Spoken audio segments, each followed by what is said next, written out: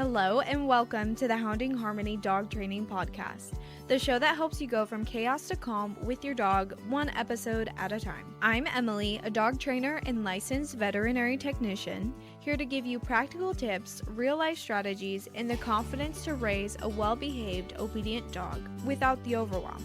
Let's jump in and create a calm and connected life with your dog. Today we're talking all about leash training and on-leash manners. So if your dog is dragging you down the sidewalk, this episode is for you. I'm going to walk you through step by step how you're going to achieve a calm, controlled walk with your dog in a proper heel. We don't want stress on our walks. We're on a walk to relieve stress. And your dog yanking on the leash, pulling your shoulder out of its socket really isn't helping that. Okay, so first of all, we need to talk about loose leash walking versus walking in a heel. So loose leash is what it sounds like. So when they're on a leash and they're just not pulling. They might be walking in front of you, they might be out to the side, they might be behind, they're anywhere. They just aren't pulling on the leash. Now, walking in a heel is when the dog is walking about a hand width away from you. Their shoulder is in line with your hip. Or another way to say this is their legs are right next to your legs. You may be tempted to settle for just loose leash walking because at least they're not yanking you all over the place. But there's a time and place for that. But the sidewalk is not going to be it. A dog that's pulling or walking in front of you is already in the mindset that they don't really need to listen to you. Part of it is the alpha dog mentality where if they're in front of you, they're leading you. They think they have some semblance of responsibility and authority over you. I say responsibility because a lot of reasons that dogs misbehave is because they think that they need to protect you or need to direct you in the way that you should go. So teaching them to walk in a heel is going to build connection, better communication, and a lot of confidence for them because they no longer have to carry the weight of the world on their shoulders. They can trust you to be in charge, to make the decisions. That's what your dog wants. They may not think that's what they want, but they are happier in that mindset. When you commit to training this, walks are going to start going from stressful to very peaceful because you don't have to keep working on this your whole life as long as you are taking them on walks regularly, which is something that I really recommend. It's just a really easy way to keep up with training. But when you're taking them for walks, eventually they kind of get it into their head that they're like, hey, this is just life. You don't have to continue to train it. So if you currently dread taking your dog on a walk with a leash, this is the shift that you need. This is also the first step to having your dog be able to be off of a lead entirely and to be able to trust them. They have to earn freedom now to be able to be trusted with freedom later. Now, before I tell you how to train these things, I want you to check on what you're already doing. If you're using a retractable leash, a flexi lead, I'm not a fan of those, not only because of the safety hazard, but also because they teach your dog to lean into pressure. So if it's a retractable leash, there's always some pressure on the line. Yes, you can lock it and reduce that pressure, but that doesn't take away my safety concerns.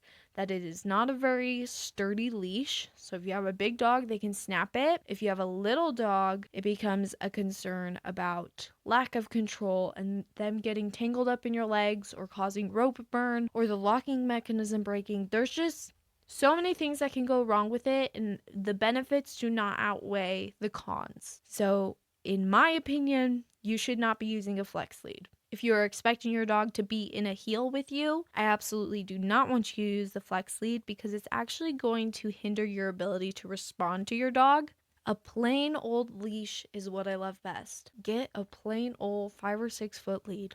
That's all you need. If you're telling me that, Emily, I really like to be able to have that longer leash for that when we get to where we're going, they have a little bit more freedom. I still would rather see you with a long line, which is just a really long leash, than a retractable lead. Now, if you think that this is a hot take, I encourage you to speak to any animal dog professional. This could be vet tech, vets, dog trainers, ask them, see what they say. I am not unique. The next thing I want you to check, are you using any training aids? Are you using a gentle leader? Are you using a harness? Are you using a chain collar, a slip lead, pinch collar? There's a time and a place for all of those things, but I want you to check one thing really quick. If you are using this training aid as a permanent solution, you're doing it wrong. Training aids are meant to be used for a focused amount of time and then weaned off. And especially if you're using a training aid and you're not actually training while you're using it, you are doing your dog a huge disservice. Not only your dog, yourself. You're making your life so much harder because in the future, you're going to have to increase that sensation or keep trying new training aids. And as they get used to it, you're going to have to switch it up again. There's not a ton of people that I tell to use training aids because a lot of it can be fixed with this other thing that I want you to check. Another thing I want you to audit about yourself is how consistent are you with expecting leash manners from your dog? Something that you will always hear me say is that if they are on a leash, they need to be following the rules. We don't let them practice pulling under any circumstance. This doesn't mean your dog has to be in a focused heel nonstop. It just means that they need to be in a loose lead. We want them so used to having no pressure on their collar that it's their automatic response to being on a leash. If you have a mature dog and you're having any sort of behavior issues with your dog, this is the first place that I usually tell people to start, is with their leash etiquette. Does your dog walk respectfully on a leash? Because if they don't, when you start practicing this and you start correcting this, you're gonna see a lot of bad behaviors start to minimize and resolve because it is a mindset shift. Now we're gonna talk about how to train leash etiquette, leash manners, how to communicate these rules, because that's all dog training really is teaching them a language and proving to them that you mean what you say. So first of all, you're gonna start inside your house. Before you even step outside, you're going to practice this in your home where the distractions are low. Home is your groundwork central. It is level 1. We start every new skill at home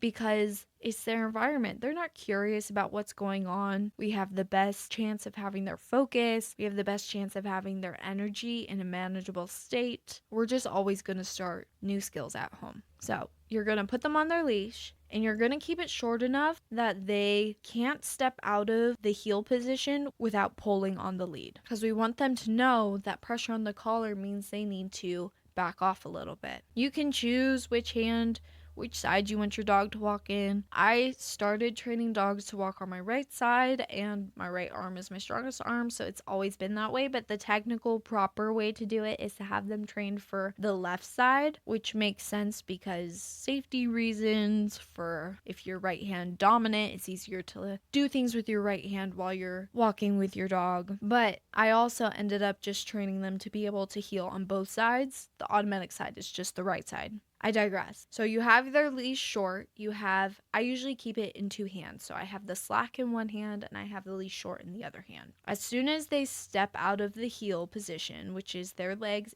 in line with yours, and when you're walking, it's hard to keep track. So that's why I say shoulder to hip, you want it in line. As soon as they step out, you're going to use a quick, low, and firm tug paired with the command that you've chosen. So I say heel. Now they're probably not going to do this right away because they're learning a new language. So you're going to repeat this action and help them move back into it. I'm not saying that you're going to strangle your dog with their collar. You're just going to keep applying pressure and release as soon as they move themselves back. This is something that you need to really understand is pressure and release. When you cause pressure, as soon as they start to move in that direction, you have to release as soon as you can. And the faster you get at that, the faster your dog starts to learn from you. Okay, so you're going to practice that. You're going to walk. As soon as they step out, you're going to give that low, firm tug, command, and help them get back into that. This could look like you giving that correction like 10 times. They're going to get better over time, but you're just going to do it over and over until they start to move back. Then the next thing that you're going to practice is you're going to walk around your house,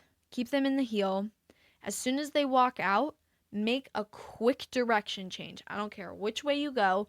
Don't turn into your dog because that's hard, but turn away from them. So you could go 90 degrees, you could go 180, but you're going to make that fast direction change, keeping the tension on the leash so they need to follow you. And this is going to teach them not to anticipate your route, because a lot of times when dogs are stepping ahead, it's because they still want to go where we want to go. They're just anticipating that we're going to walk straight. Now, once your dog starts to understand the concept inside, this could take 1 or 3 days. It could take longer, but I expect it to be 1 to 3 days. You're going to move the practice outside. Remember to keep your sessions short. So inside, you can probably start with a little bit longer of a session. If you have a small puppy that you're teaching this, you should not be doing more than 5 minutes. And this should be after you have gotten them used to a collar and leash separately. Now, when you go outside, you may find that they can really only handle 5 or 10 minutes.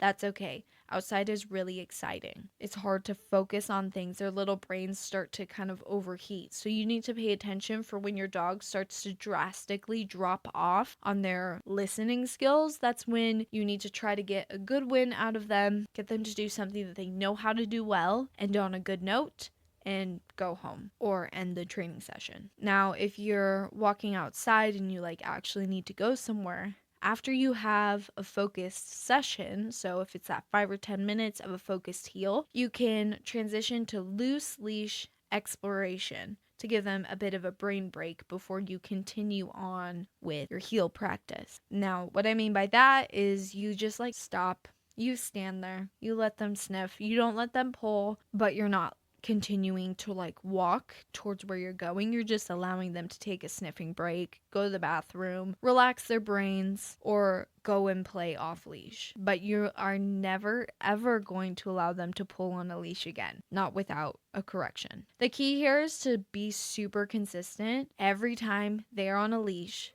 these rules apply. Now, the time that I would say loose leash walking is fine is if you're in a park, you're not on a pathway, you're not going anywhere with too much purpose, or even on a hike, something that you don't need to have them focused on where you're going. But you can allow loose leash, but you do not allow them to lead you. They can be loose leash to the side of you, they can be loose leash behind you, but they are not allowed to be in front of you. And again, it's really exciting because once you start to get these things really down, you're going to be able to transition to teaching them off lead. Obviously, that's going to be a little bit farther down the road because we need to make sure that they're really secure in other things. But I mean, what a brag to be able to have your dog off leash and to be able to trust them. Not even a brag, just peace of mind. But you are not going to try that until you are ready. In the future, I'm definitely going to do an episode on that so that you can have a few more parameters, more guidance for it, but that is a bridge to cross far in the future. So something that I really want you to remember is that this is not about perfection. If you start to feel yourself getting worked up because you've had to correct them 150 times, it's probably time to take a break, take a breather, because when you get frustrated, they're going to get anxious because you're frustrated. So feel free to take breaks not only for their brains, but also your brain. And progress is not going to look perfect, especially if this is an area that they have struggled in the past and you're not working with a 4-month-old, 3-month-old puppy. It's going to take time for them to make this mindset switch. But that's why this skill is so important for the rest of your training, because it's so foundational. This gets so much easier with practice. I guarantee you're going to start seeing progress within a week. Dogs are so much more capable than we give them credit for. And when we start to hold them more accountable, we start to see them really flourish. So remember to be patient with yourself as you're learning to better communicate with your dog, and with them as they're learning to respect you in a new way. I hope you found this episode super helpful, and I'll talk to you again next week. Thank you so much for tuning into Hounding Harmony Dog Training. If you found this episode helpful, it would mean the world to me if you'd follow the show and leave a quick review. This helps other dog owners find the support that they need too.